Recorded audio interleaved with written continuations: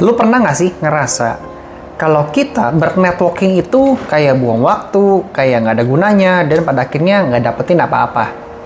Nah, poin di sini adalah ternyata networking itu perlu banget guys ya. Jadi kalau lu merasa pintu rezeki tertutup, nggak tahu harus ngapain, bisnis lagi stuck, terus gua harus ngapain nih?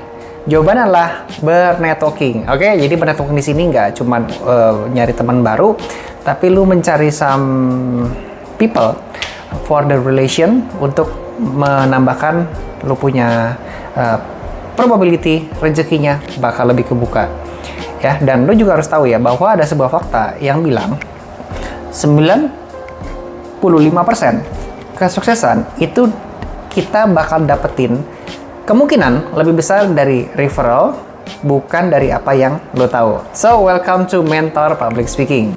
Jadi video ini gue buat tujuannya biar memotivasi lu untuk lebih bergairah, lebih passionate dalam bernetworking. Jadi seringkali para kaum introvert, para kaum ambivert yang udah capek kerja, udah capek beraktivitas seharian, gue males banget deh bernetworking ya. Jadi video ini harapan gue bisa memotivasi lo semua untuk mulai mencari network baru, berteman dengan orang baru, dan berani keluar dari zona nyaman. Even lu udah capek, even lu bingung harus gimana, even lu nggak tahu cara bergaul. Nah, itu sih semua bisa kita pelajari ya, teknik-tekniknya ya. Tapi the point adalah lu harus punya niat terlebih dahulu. Nah, harapannya dengan adanya video ini, niat lu bisa muncul dan mulai bernetworking saat ini juga. Jadi teman-teman, video ini gue akan bagi ke dalam beberapa bab ya. Tentunya bab pertama tadi gue sudah pembukaan ya. Kenapa lu harus bernetworking? Dan statistika menunjukkan bahwa kita punya probability closing lebih gede, ya maksudnya bakal dapat transaksi, bakal dapetin duit kalau kita dapetin orderan itu dari referral ketimbang lu pakai ads, ketimbang lu pakai YouTube ya. Makanya kalau nge-ads something like di TikTok atau mungkin di Facebook, persentasenya ya kalau lu lihat ya, ini indikator CTR lah, CTR, click through rate buat teman-teman semua yang belajar tentang ads. Biasanya estimasi sekitaran 3% ya, 2% sampai 3%. Kemudian kalau yang bagus katanya bisa 15% sampai dengan 20%. Dan itu pun orang-orang yang melihat iklan kita tuh based on database kita, mungkin orang yang sudah pernah beli sama kita, makanya click through rate-nya udah gede karena kredibilitasnya sudah terbangun. Tapi kalau lu based on referral, misalnya lu punya temen nih yang udah lu percaya, sahabat sendiri lah, kemudian kan sahabat lu itu kan pasti punya teman lagi dong, siapa kek, gak tahu. Kemudian temennya ini nanya, bro, gue tuh mau bikin website sama siapa ya? Lu punya kenalan nggak yang oke banget, yang kualitasnya terjamin gitu ya? Sahabat lu pasti langsung muncul nama lu yang pertama kalau memang lu punya jasa bikin website ya. Dan teman dari sahabat lu itu akan mengkontak lu pribadi, bro, gue tuh butuh website, lu bisa tolong bantu. Nah, tanpa harus ngiklan, tanpa harus nge-ads, tanpa harus bikin konten, ya biasanya mereka sudah otomatis langsung kepengen ya sama lu ya. Karena kredibilitas ini terbangun based on sahabat lu yang mempromosikan lu secara natural, nggak sadar, dan tentunya tanpa komisi. Oke, jadi referral di sini terjadi dan terbangun kredibilitasnya karena sahabat lu tuh sudah percaya sama lu ya. Nah, poinnya adalah kredibilitas ya. Keywordnya adalah kredibilitas ya. Jadi tadi gue bilang CTR itu bisa gede karena kredibilitasnya sudah oke. Sekarang teman dari sahabat lu itu kenapa mau langsung hubungin lu? Karena kredibilitasnya sudah terbangun. Begitu poinnya. Nah, jadi di bab kedua gue akan menjelaskan lebih detail ya, motivasi-motivasi apa aja sih yang mungkin lu perlu tahu kenapa lu harus bernetworking ya, motivasinya apa aja. Kemudian di bab ketiga, skill pendukung untuk networking yang efektif. Yang keempat, kesalahan umum dalam networking. Yang kelima, bab kelima, cara memulai networking dengan efektif. Oke, cara memulai networking dengan efektif. Di bab yang keenam, contoh kasus atau cerita inspiratif yang mungkin bisa membuat lo lebih paham ya, dan memotivasi kenapa kita harus networking. Kemudian di bab terakhir kita akan ngomongin call to action. Dan sekarang langsung kita mulai aja ke bab yang kedua. Kenapa sih kita harus bernetworking? Ya, banyak orang yang bilang, ya udah biar pintu rezeki kebuka, biar lo lebih punya banyak teman, biar ada apa-apa minta tolong gampang. Itu kan bahasa-bahasa orang awam ya. Itu nggak salah sih. Cuman terasa kayaknya kurang spesifik. Apalagi buat kita sebagai entrepreneur, minta tolong. Ngapain minta tolong sama mereka? Kan udah ada bisa ngontak polisi kalau kemalingan. Terus misalnya ada kebakaran, gue minta tolong tetangga. Kalau misalnya ada kebakaran, ya gue minta tolong pemadam kebakaran gitu ya. Ada ya whatever lah. Kayaknya kita sudah punya institusi lain yang kayaknya bisa mengcover kebutuhan kita. Terus kita butuh tenaga kerja, punya karyawan misalnya gitu ya. Jadi buat apa nih gue bernetworking? Masa cuma minta tolong doang? Nah, ini based on pemikiran gue pribadi ya. Makanya gue mau sharing sama teman-teman semua. Siapa tahu kalian juga mengalami hal yang sama. Tahu sih, kayaknya networking bagus. Tapi kalau cuma alasan terlalu general, ini membuat kita jadi bingung. Kayaknya nggak butuh deh. Tapi kayaknya harusnya gue harus bernetworking sih. Tapi buat apa ya? Nah, gitu. Jadi yang pertama, gue by the way, ini based on pengalaman gue di BNI. Ya teman-teman, gue sedang mengikuti sebuah komunitas bisnis, namanya adalah BNI, which is itu not Bank BNI, ya. Tapi di sini adalah sebuah akronim yang kepanjangan lah Business Network International. Ya, jadi ini adalah sebuah komunitas bisnis eksklusif yang mana pusatnya di luar negeri. Ada seseorang yang membawa master franchise di Indonesia dan akhirnya dia mengembangkan di Indonesia. Masuk sini bayarannya mahal, dan karena bayarannya mahal maka orang-orangnya lebih berkualitas. Oke? Nah, ketika gue masuk sini, gue menyimpulkan berbagai macam motivasi kenapa mereka masuk. Yang pertama, ada yang butuh vendor, ya, vendor yang bisa dipercaya. Misalnya lu adalah pemilik toko bangunan. Ya, anggap aja nih gue pemilik toko. Memang iya sih gue pemilik toko bangunan. Basically gue distributor bahan bangunan ya. Ya, jadi gue adalah distributor bahan bangunan yang mungkin gue pengen melakukan ekspansi di bidang kontraktor, ya. Atau gue dapat proyek dapat kontraktor ya.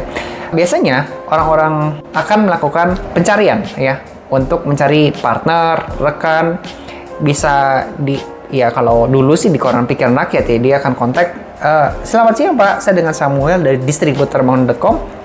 Jadi Pak, saya tuh punya proyek, ya jadi saya pengen ngajakin Bapak kerjasama nih, Bapak tertarik nggak? Oke, nah kemudian gue akan menghubungi datangnya langsung si kontraktor tersebut. Ya udah, ngobrol-ngobrol, ngajak kerjasama, ya pembagian komisi sebagainya dan segala macam. Pembagian job desk, yaudah kita langsung eksekusi. Nah, cuman poinnya, seringkali partner kita itu nggak bener ya. Kita juga nggak tahu nih, hubungan kita bakal bener apa nggak, kerjasamanya bakal langgeng apa nggak. Ya siapa tahu, di tengah-tengah jalan, langsung putus nih. Ya, langsung putus, atau mungkin dia bawa kabur duitnya. Atau mungkin banyak melakukan pencurian bahan baku namanya. Kita nggak tahu karakternya seperti apa. Ternyata karakternya not good, ya sudah, yang dirugikan kita kan. Jadi kita kan yang dapat proyek, dia yang kerjain. Ya udah, ujung-ujungnya kita yang dicari-cari dan bukannya untung tapi malah buntung. Not good ya. Makanya dengan kita melakukan networking, ya minimal di awal-awal tuh kita sudah mengenal dulu karakternya orang seperti apa. Jadi one day misalnya lu ketemu proyek, ketemu customer yang membutuhkan rekanan, partner, atau mungkin lu mau kerjain dan mungkin lu cari partner, lu sudah punya tabungan ke siapa lu harus kontak, ke siapa lu harus ajak kerjasama ya. Dan mengenal itu bukan cuman pas lagi ada duitnya, karena ada duitnya orang suka jadi pakai topeng ya, oke? Pakai topeng, ya, dan dia akan menunjukkan manis-manisnya dan kita bisa langsung percaya. Tapi kalau kita sudah bernetworking sama dia sebelumnya, ya minimal ketemu 5 kali, 6 kali, minimal kita sudah tahu karakternya di saat nggak ada kerjasama seperti apa. Itu poinnya, ya, karena karakter asli lebih muncul ketika nggak ada apa-apa ketimbang sudah ada apa-apa, ya sudah banyak topengnya gitu. That's why gue ikutan di BNI itu. Bukan maksud mempromosikan BNI, bukan. Tapi kan masuk komunitas ini berbayar ya. Jadi masuk komunitas ini kita sudah melakukan namanya screening. Ya, screening, terus dilihat karakter orangnya gimana, motivasinya apa, kehidupannya seperti apa. Kemudian ngeluarin duit pula yang harganya nggak murah loh. Ya, jadi udah pasti orang-orangnya lebih terfilter. Nah, that's why bernetworking untuk mencari vendor yang bisa dipercaya adalah salah satu motivasi kenapa kita harus bernetworking. Nah, motivasi yang kedua adalah kita mencari teman baru yang sevisi. Ya, kadang-kadang kita tuh suka kesepian, kita tuh suka nggak tahu ya ngobrol sama siapa, sama keluarga, sama pasangan, sama teman-teman nongkrong, kayaknya kok nggak ada yang nyambung ya teman-teman ya. Nah, kalau lu sudah nggak bisa curhat lagi sama orang-orang di lingkungan lu ya, maka lu harus melakukan ekspansi dengan cara bernetworking terlebih dahulu ya. Tujuannya adalah mencari mungkin partner dulu yang sevisi. Dari partner sevisi ini mungkin lu cocok sama dia, lu langsung bisa berteman ya dan bersahabat sama beliau gitu, oke? Dan akhirnya lu gak kesepian lagi karena punya orang baru.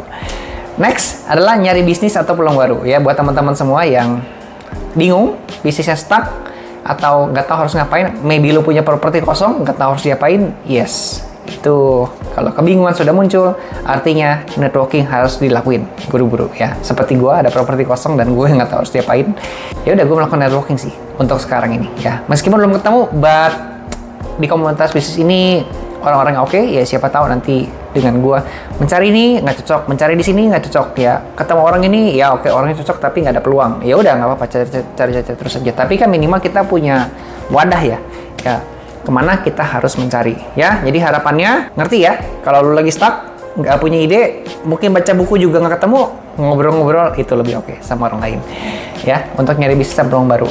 Di poin nomor 4, maybe lu mencari partner kolaborasi yang klik ya. Lu nyari di internet nggak jelas, diladenin sama CS ya, terus atau mungkin lu diladenin sama seorang marketing atau sales yang kayaknya nggak bener deh, atau apa-apa ya gitu, perusahaan seperti ini gitu, kayaknya ragu-ragu gitu kan. Ya udah, saatnya lu menghubungi bosnya langsung untuk melihat langsung nih apakah bisnisnya bagus apa enggak ya, dengan cara apa? Bernetworking. Mantap ya, bernetworking di sebuah komunitas yang terpercaya gitu. Jangan yang gratisan guys, kalau gratisan tuh jujur aja orang-orangnya kurang oke sih menurut gue. Ya, mungkin lu ada orang yang pintar di situ, tapi kalau ketemu yang gratisan, orang yang pintarnya cenderungnya diam, jadi lu akan susah mendeteksi mana nih orang yang pintar. Pengalaman ya. Next, maybe lu punya motivasi ingin jualan langsung ya, dengan caranya dengan soft selling ya di komunitas yang eksklusif. That's really good untuk lu bernetworking ya, biar mereka tahu produk lu seperti apa. Maybe lu juga mencari referral ya, jadi lu punya teman network, dan teman network ini kebetulan dia punya teman lagi yang membutuhkan jasa lu. That's good untuk lu hubungi teman lu ini ya, supaya teman lu ini yang baru ini, teman network, bisa memberikan referral yang kemungkinan closing transaksinya udah besar ya. Jadi lu butuh motivasi untuk networking, salah satunya adalah dengan mencari referral yang potensial. Di poin nomor 7 adalah mencari insight dari para expert. Ya, maybe bisnis lagi stuck, nggak tahu harus gimana, tapi duit mah ada gitu ya. Ya udah, coba networking di sebuah komunitas bisnis yang mungkin di salah satu orang-orangnya adalah dia punya keahlian di bidang digital marketing, atau mungkin dia adalah sosmed management. Lu coba deh networking sama dia, ngobrol-ngobrol, siapa tahu lu kedapatan ide harus ngapain dan harus bagaimana untuk mengembangkan sebuah usaha. Kalau baca buku, sometimes tuh bahasanya terlalu basa-basi ya, nggak langsung to the point sama masalah yang lagi lu hadapin. Tapi kalau ngobrol sama orang itu bisa mendeteksi, oh masalah lu ini, oke, based on pengalaman gua, lu harusnya begini gitu. Nah, mereka bisa lebih memberikan solusi yang lebih oke. Apakah buku bagus? Apakah workshop bagus? Bagus jawabannya. Cuma pengalaman gua, workshop itu sama baca buku kan lebih terkurikulum. Kita harus pintar-pintar memilih informasi mana nih yang berguna buat kita, mana yang menjawab persoalan kita, mana yang enggak. Tapi kalau ngobrol sama orang, tentunya sama expert, dia bisa memberikan solusi langsung apa yang harus kita lakuin sama masalah kita gitu. Nextnya teman-teman, ini lebih ke investasi jangka panjang ya, dimana di motivasi ke-8 ya, memang bisnis itu terbangun karena adanya kredibilitas. Jadi dengan lu bernetworking dan semakin banyak orang kenal sama lu, maka peluang semakin banyak datang ke tempat lu. Oke? Dan lu bisa jadi top of mind di lingkaran tersebut ya. Gua bisnis distributor bahan bangunan dan juga memiliki salonmobilbandung.id ya. Gue masuk ke sebuah komunitas, gue aktif di sana, dan kredibilitas bisa terbangun ya. Samuel siapa? Distributor bangunan dan salonmobilbandung.id. Plus mentor public speaking juga karena bikin video sih. Oke. Di poin nomor 9, meningkatkan skill komunikasi dan juga kepercayaan diri ya. Jadi lu belajar public speaking, lu ngobrol, lu belajar lo ya. Terus lu tahu teori-teori cara public speaking dan ngobrol, tentunya nggak akan bisa langsung jago. Kita perlu jam terbang, makanya kita perlu bernetworking sama orang, memulai pembicaraan dulu, nikmatin deg-degannya, nikmatin blanknya, nikmatin kebingungannya, harus ngomongin apa lagi ya. Oke, dan ketika semakin lu banyak ngobrol sama orang, skill bakal lebih terbangun dengan efektif, dan akhirnya komunikasi lebih lancar, makin jago, dan kepercayaan diri makin meningkat. Oke? Nextnya juga bisa meningkatkan yang namanya visibility. Apa itu? Jadi ketika kita sering hadir di sebuah acara komunitas, pada akhirnya orang lebih kenal sama brand kita ya, baik secara personal ataupun profesional ya. Nextnya juga bisa membangun komunitas yang solid ya. Siapa tahu lu pengen keluar dari komunitas yang ada dan lu pengen bikin sendiri, lu sudah punya orang-orang yang pengen bergabung di situ ya. Oke, that's the motivation, baru bab kedua. Kita lanjut ke bab berikutnya. 3 skill utama yang lu harus punya untuk kita bisa melakukan networking yang bagus. Tentunya first impression ini menjadi sebuah kewajiban ya dalam membangun networking. Lu baru ketemu orang, maybe dia pembisnis sukses di sebuah komunitas bisnis, lu gabung nih ya. Lu ajakin dia ngobrol, tapi lu pakai bajunya kayak gembel gitu ya. Baju tidur, compang-camping, banyak sobek-sobek, dan orang langsung, apaan sih? Nggak, males. Ya, jadi first impression dengan performance lu, dengan wangi badan lu yang oke, maka networking bisa terjalin dengan baik. Jadi, itu bukan skill, ya, itu adalah kewajiban. Nah, skill yang lu harus kuasain adalah public speaking. Ini yang pertama. Ya, kemampuan lu menjelaskan, ya nggak boleh bertele-tele, harus clear, harus padat, singkat, karena networking itu biasanya situasinya sangat-sangat padat, sangat-sangat crowded, banyak orang, dan juga biasanya orang hanya fokus di informasi yang dia butuhkan ya. Jadi this is really important buat lu semua bisa menjelaskan dengan singkat, padat, dan jelas. Tentunya dengan gestur, dengan body language, dan itu bisa menciptakan first impression yang bagus sehingga orang mau berhubungan sama lu lebih lanjut. Nextnya juga, skill yang kedua, lu harus punya namanya growth mindset. Punyalah rasa penasaran terhadap orang tersebut. Apakah orang tersebut suksesnya kenapa dia gagal, terus dia sekarang stucknya di mana, terus dia membutuhkan apa gitu ya. Ya udah, itu yang disebut dengan growth mindset. Jadi lu punya keinginan untuk belajar dari orang tersebut, even orang tersebut sudah mempunyai skill ataupun pengetahuan ataupun knowledge yang lu tahu. Oke, ya udah, kita cari tahu dulu. Pasti menurut gua pengalaman orang itu beda-beda ya. Even lu tahu, pasti ada lebih informasi spesifik yang lu juga nggak tahu nih. Karena kan tiap orang beda-beda ya. Secara general lu tahu, tapi makin dalam lu nggak tahu. Cari tahu informasi tersebut dengan memiliki yang namanya growth mindset. Yang ketiga adalah lu harus menjadi seorang empati yang baik ya. Empathiness yang baik.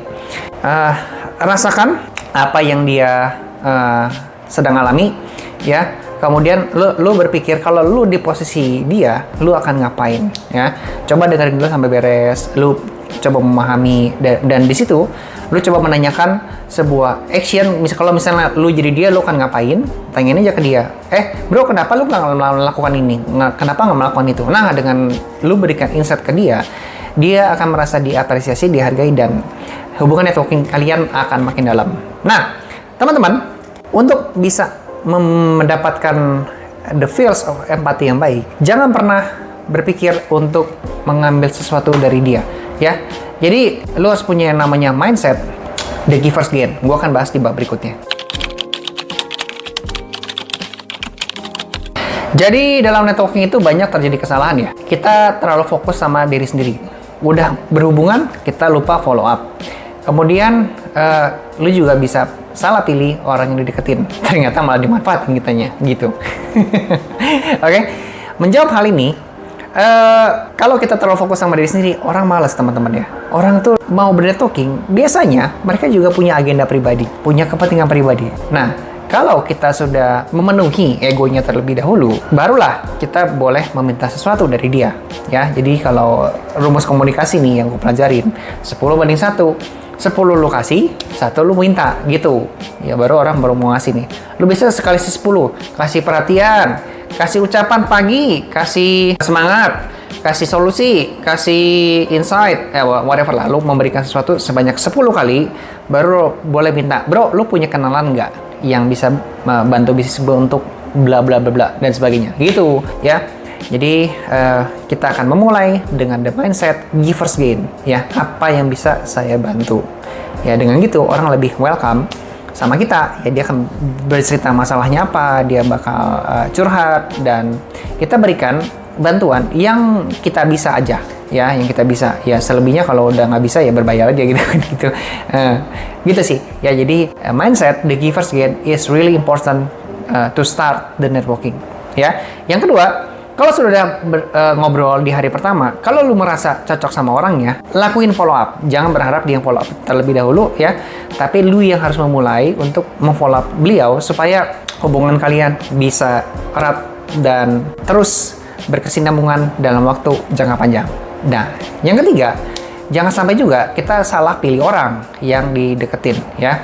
Nah, gimana cara memilih orang dan bernetworking dengan orang yang tepat? Kita bahas di bab berikutnya. Indikator menilai seseorang dengan tepat supaya kita nggak buang waktu, buang tenaga, buang duit, buang fokus sama orang yang salah. Pertama, coba lu bisa nanya ya, lu tujuan hidupnya apa? Itu bisa dicek ya. Jadi, apakah tujuan hidup dia sama dengan visi lu? Kalau sama, biasanya kalian nyambung bakal lebih oke nih. Gitu. Yang kedua, apakah mereka punya reputasi? Jadi lu bisa ngecek dulu sama orang-orang sekitar, gimana sih si Samuel, gimana sih si Moses tuh? Apakah pernah nipu orang nggak?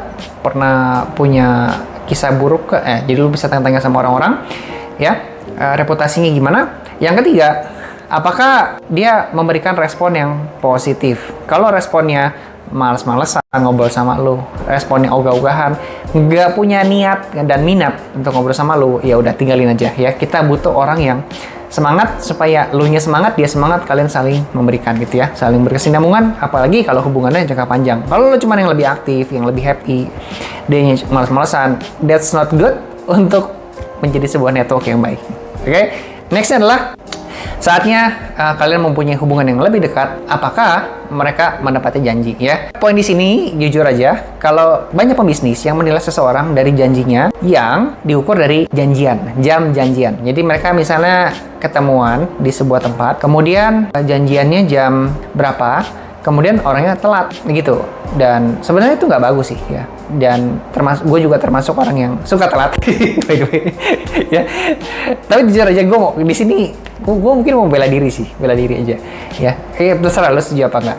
Gue ini suka ini ya, banyak mendapatkan hal-hal di luar dugaan ya. Kan gue tipikal orang yang nyamper nih, ketimbang orang yang didatengin orang. Jadi karena gue tipikal orang yang nyamper, seringkali gue tuh ketemu hambatan. Memang nggak selalu guys ya. Tapi karena gue bernetworking dengan banyak orang, misalnya dari 10 lah. Dari 10, 7-nya aman, 3-nya telat nih. Tapi karena 10 orang yang beda-beda, maka bisa jadi orang ini menjudging si Sam ini nggak benar nih ya, karena telat. Tapi 7 orangnya menilai gue ini benar karena gue datangnya tepat waktu. Nah, di sini jadi ambigu. Yang mana? Loh, ini gue telat ini karena ada macet, ada dari real macet ya, ini posisinya lagi hujan ya. Biasanya gue bisa memprediksi secara Google Maps itu sejam. Tapi ketika datang ke lokasi dia, ada banjir, ada pohon tumbang. Ini gue alami langsung. Akhirnya gue jadi telat sih, gitu. Nah, tapi gara-gara hambatan-hambatan tersebut, kalau lu menilai gue dari segi telatnya doang, itu networking bisa putus tuh, ya. Dan seringkali orang tuh bukan yang nanya kenapa lu telat, oh ngerti. Ini mah langsung ngejudging aja gitu. Lu nih nggak bener nih, bisnis nggak bener nih. Oke? Jadi, ini pengalaman gue pribadi.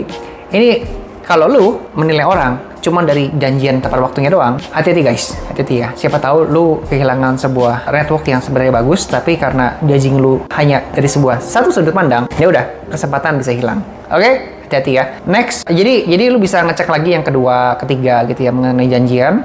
Dan udah gitu juga, lu juga bisa ngecek ya, so far bagaimana dia melakukan bisnisnya. How consistent, how persistent he is dalam melakukan sebuah usaha. Itu juga bisa jadi tolak ukur apakah dia nempatin janji apa enggak ya. Kemudian maybe lu sudah berpartner nih sama dia dan ternyata dia oke apa enggak. Lu bisa cek dari sedikit-sedikit janji gitu ya. Misalnya, oke bro, janjian ya, kita mulai usaha ya. Oke, lu kerjanya adalah marketing, lu bagian atau mungkin bagian paid advertising. Setiap hari Senin, lu laporan ya di grup ya, kita Zoom meeting ya. Nah, dengan memberikan job desk yang jelas, komitmen kapan harus laporan, coba cek apakah dia ngelakuin apa enggak. Dengan komitmen kecil, kalau dia ngelakuin, ke belakang harinya kemungkinan hubungan kalian bakal lebih langgeng karena dia sudah punya the good indicator yang namanya adalah menepati janji, the keep promising ya, keep promising ya. Jadi itu poinnya. Kemudian gua rasa itu aja sih untuk part yang bisa kalian nilai ya dari sebuah orang,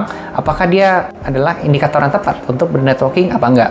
Kalau lo punya tambahan, langsung aja komen di bawah. Nah, gua akan langsung maju ke bab berikutnya. Di bab berikutnya, gimana caranya kita bisa memulai networking dengan efektif? Ya, jadi ada 3 poin yang mau gue bahas secara cepat aja. Yang pertama adalah buat elevator pitch yang menarik. Yang kedua adalah lo harus siapin pertanyaan pembuka yang powerful. Yang ketiga adalah follow up secara personal kalau sudah lakukan networking. Jangan lupa nih ya. Jadi yang pertama, gimana caranya buat elevator pitch yang menarik? Lo jelasin secara singkat ya, problem, solution, and how. Oke? Jadi bercerita ya. Sekarang tuh banyak masalah di bidang pemasaran ya. Jadi orang melakukan promosi secara offline, nyebar brosur, akhirnya bukannya laku tapi malah nggak laku. Hari gini itu masuk ke solusi. Hari ini kita perlu mengkombinasikan hybrid marketing. Offline marketing jalan, sebar brosur, buka toko, ngundang-undang customer masuk, plus kita juga harus melakukan online marketing, which is menggunakan digital marketing, ya, ads, organik, dan dengan begitu usaha bisa jalan. Cuma banyak orang yang nggak ngerti menjalankan digital marketing. Makanya gue membuka agensi digital marketing supaya orang bisa terbantu melakukan promosi secara digital marketing. Oke, itu adalah pitching yang kita harus berikan sama orang, jangan lebih dari 5 menit dalam sebuah networking ya. Jadi orang paham kenapa lu melakukan demikian, terus gimana cara lo ngelakuin, dan sekarang lo punya usaha apa. Gitu sih formatnya ya. Silahkan lakukan begitu, siapin pitching, latihan supaya orang lebih penasaran untuk bertanya lebih lanjut sama lo ya. Biasanya kalau misalnya kalau orangnya bukan sebuah networker yang tepat, bukan teman yang tepat buat lo ajak lebih panjang, biasanya orang ini bakal menghindar ya, bakal ganti lagi sama orang lain. Dan ini juga bisa membuat lo mengeliminasi orang-orang yang gak tepat untuk berhubungan sama lo di jangka panjangnya. Ya, jadi pitching ini selain membuat singkat padat jelas, orang lebih paham, dan juga membantu kita untuk mengeliminasi orang-orang yang nggak tepat bernetworking sama kita ya. Jadi lakukan pitching lagi sebanyak-banyaknya kepada semua orang ya kalau bisa di sebuah komunitas bisnis. Udah gitu kita cek ombak nih, mana nih yang lebih ngerespon, mana yang langsung kabur, mana yang lebih paling antusias, ya itulah yang berpotensi menjadi klien lo di masa depan atau mungkin partner gitu ya. Nah, setelah menyiapkan pitching, di poin nomor 2, yang lu harus lakuin adalah siapkan pertanyaan yang powerful ya. Kita dalam networking, kadang-kadang kita yang memulai duluan, kadang-kadang orang lain yang bertanya sama kita terlebih dahulu. Anggap aja nih, sekarang lu yang memulai duluan. Jangan pernah ya, sebisa mungkin ya. Gua sih biasanya memulai dengan pertanyaan powerful. Bro, so far lu ada masalah apa nih? Apa yang bisa gue bantu? Sebelum gua memperkenalkan gue punya bisnis gitu. Jadi, halo Samuel, lu siapa? Gue Edward, misalnya. Oh bro, so far lu ada masalah apa nih di bisnis? Lu punya tantangan apa nih yang kira-kira susah buat dipecahin? Apa yang bisa gue bantu? Itu ya, lemparan pertanyaan pertama yang bakal gue kasih ke si lawan bicara, supaya dia banyak cerita dulu, ya. The Giver's Gain, ingat ya, bab sebelumnya The Giver's Gain. Jadi bukannya, halo bro, gue Samuel nih, jadi gue punya jadi selama ini orang tuh punya banyak masalah begini. Jadi gue solusi, jangan ya. no. Tapi kita harus bisa memberikan apa dulu sama dia. Yang ketiga, setelah kalian ngobrol lebih nyambung dan terasa chemistry-nya udah dapet ya, lakukan follow up secara personal. Jangan lupa di follow up karena orang sudah closing di saat itu sekitar 70%, tapi orang bisa lupa kalau dia pernah di closing. Makanya kita harus ngingetin kembali, apalagi kita networking sama ownernya langsung, lah, owner itu orangnya sibuk, waktunya sedikit. Jadi kita harus melakukan follow up secara personal untuk mengingatkan kita sudah ngomongin apa aja di hari sebelumnya sama dia. Oke?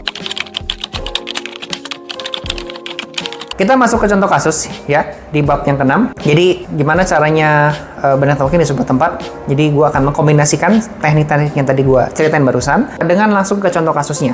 So, anggap kalian berada di sebuah komunitas ya, yang rame banget ya, dan sorry, bukan kalian, tapi gua, komunitas yang rame banget, dan langsung aja ke studi kasusnya adalah gua berada di komunitas BNI ya, orangnya keren-keren, punya usaha, dan sifatnya owner langsung. Nah, karena gua berada di komunitas yang sudah sevisi, seculture, jadi buat gua memulai pembicaraan itu lebih gampang.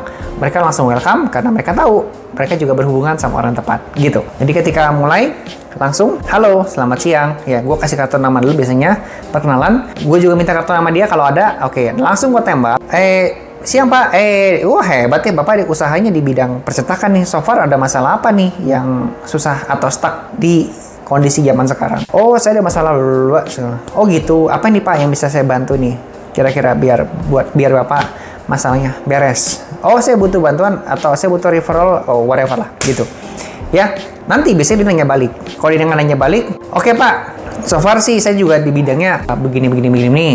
Coba dari bidang lu, apa yang bisa lu kaitin sama bidangnya dia? Ya, sebisa mungkin begitu sih. Dengan begitu kalian bisa berkolaborasi kan atau berpartner. Tapi kalau nggak bisa atau dirasa nggak nyambung, apa ya? Ya udah lu perkenalan singkat, pitching sebentar. Ya kalau dirasa pembicaraannya jadi krik, cabut aja. Ya udah. Oh gitu Pak. Oke Pak. Nanti kalau saya dari referral saya hubungi Bapak ya. Oke, thank you Pak sudah menetworking sama saya. Saya ganti ya Pak ya sama yang lain. Gitu. Itu kalau gua pribadi. Oke, silakan praktekkan dan kita maju ke bab berikutnya. How to make a call to action ya. Jadi sekarang saatnya lu mulai gabung sama komunitas, karena kalau cuman kayak sebar brosur gitu ya, lu kontak orang nggak jelas, lu kontak teman-teman lu, bro, hati-hati ya. Kontak teman-teman kalau agendanya cuman ketemuan doang. Hari gini orang sering curiga ya, gue mau ditawarin apa ya. Ya, jadi menurut gue pribadi kayaknya gabung sebuah komunitas itu lebih oke, karena memang orangnya sudah sevisi dan memang ya udah punya keinginan aja bernetworking. Jadi itu mempermudah kita membuka jalur pertemanan ya di situ ya, jalur bernetworking juga. Tapi kalau lu hubungin teman lu yang sudah lama nggak kontak, terus ajakin ketemuan, nongkrong eventnya juga kagak ada niat ya. Ya sudahlah. Menurut gue itu ya syukur-syukur dia mau sih. Tapi di umur gue yang sekarang, gue mau hubungi kayak begitu. Biasanya mereka suka nanya, ada apa ya Sam? Ada apa ya? Nggak apa-apa, gue cuma mau main aja, kan udah lama nggak tempat lu. Oh, kalau boleh tahu ada apa ya? Bro, gue cuma pengen main. Ya udah. Akhirnya gue main juga sih. Even ini mereka sambil curiga-curiga di awal. Enggak ya. Gue nggak mau nawarin asuransi atau multi level gitu ya. Enggak ya. Cuman mereka curiga aja sebenarnya gitu. Jadi gabung sama komunitas itu bisa menjadi action lo yang pertama untuk menjadi list ya. Kemudian latihan tentunya. Pitching yang tadi gue bilang barusan. Juga biasain siapin pertanyaan dengan latah. Apa nih tantangan yang lo hadapin sekarang? Gitu. Latihan, ngomong. Lalu siapin kartu nama, itu juga jadi penting supaya lo bisa langsung kenalan dengan cepat ya. Apakah dia cocok sama lo, cocok sama dia. Bukan dari personal aja, tapi ya maybe bisnisnya dan koneksinya dan sebagainya gitu ya. Lalu saatnya lu siapin duit ya. Menurut gua komunitas yang berbayar itu jauh lebih sehat ketimbang yang enggak, yang gratisan. Jujur gue pernah gabung di banyak komunitas yang sifatnya gratisan ya, mulai dari komunitas agama ya, komunitas di bisnis online, komunitas di Telegram, ya komunitas tetangga gitu ya. Even nih tampaknya semuanya orang yang berbisnis ya dan punya usaha. Tapi kayaknya kalau bisa membantu bisnis gue ke depannya bakal maju apa enggak, lebih sulit ketemu orangnya ketimbang lu gabung di komunitas yang berbayar gitu sih. Oke, kalau lu pengen tahu lebih lanjut lah ya, gue sih menginvite lu juga. Kalau pengen gabung di sebuah komunitas yang positif attitude, yang kumpulannya para owner semua yang memang mencari network, lu kontak gue aja ya. Gua kasih link di bawah, atau lo bisa DM gue langsung di Instagram, di sosmed. Nanti gue kasih tahu caranya, gitu ya. Ya, di sini tenang aja, kalau nggak join nggak apa-apa kok. Cuman lebih ke tukar pikiran dan sharing-sharing pengalaman aja, gitu ya. So, if you like this channel yang membahas tentang public speaking, communication skill, how to be a good networker, how to be good communicator, cara membangun relasi, cara presentasi depan umum, dan kita ngomonginnya di channel ini cara berhubungan sama orang, langsung aja subscribe channel Mentor Public Speaking. Sampai jumpa di video berikutnya. Oh iya, teman-teman. Tahan lu. Gue juga punya info-info kelas ya. Jadi gue juga punya kelas-kelas yang membahas tentang all about the communication theory ya. Teman-teman bisa cek link deskripsinya di bawah sini. Dan gue percaya sih, apa yang gue bagikan ini bisa meningkatkan skill teman-teman dalam menjalin relasi sama orang lain. Dan apa yang gue rasakan ketika gue bisa berhasil menjalin relasi sama orang lain melalui skill komunikasi, gue lebih happy, gue lebih punya banyak teman, dan gue lebih punya banyak rezeki. Ya, silakan dilihat aja kalau lo tertarik, dan sampai jumpa di video berikutnya.